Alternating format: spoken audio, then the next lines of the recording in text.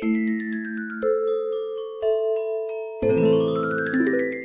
my Stitchlings, I am back with a slip stitch tutorial. Let's get started. Grab your yarn and your hook.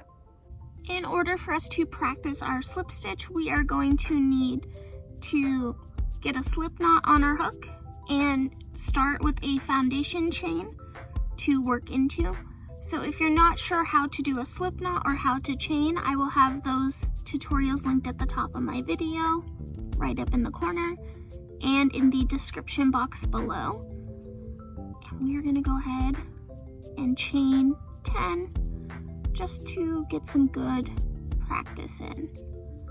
4, 5, 6, 7, 8, 9, 10. Okay, to practice our slip stitch, we are going to be working into this top loop. Or if you've already watched my chaining video, you know that the loop furthest away from you is the back loop, and the loop closest to you is the front loop. So we're going to be working into the back loop. And we're not going to work into the chain close to you. Unless a pattern specifically tells you to work into that chain, normally you will not ever work into that chain closest to you, and depending on the stitch that you're using, you won't work into a couple of the first stitches. But just to practice this slip stitch, we are going to skip the stitch closest to our hook, skip this chain, and we're going to work into the back loop of the next chain, the second chain from our hook. I'm going to insert my hook, yarn over, pull it through the stitch, and pull it through the loop on my hook. So the only yarn over happening in a slip stitch is once you've inserted your hook.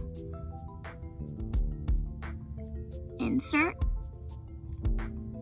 yarn over, pull through the stitch, pull through the loop on your hook. Now, if you're wondering, did I already work in this stitch? You can see the stitch your working yarn is coming out of. So I can see this yarn is going inside through this stitch here. So I know I need to go into the next stitch. Insert my hook, yarn over, pull through the stitch, keep pulling and go through the loop on my hook.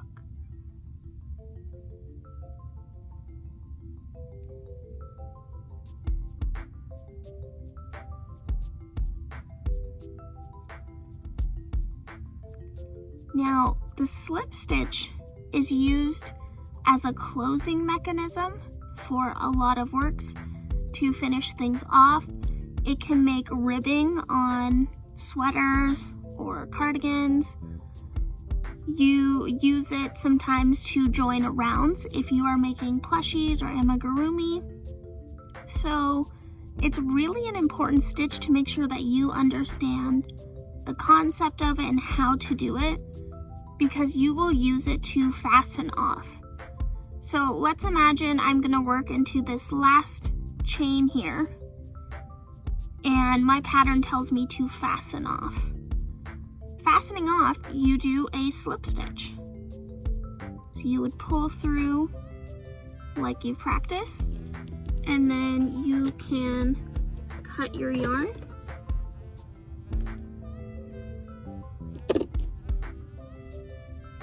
Pull tight, and that will make a little knot that's going to secure your yarn.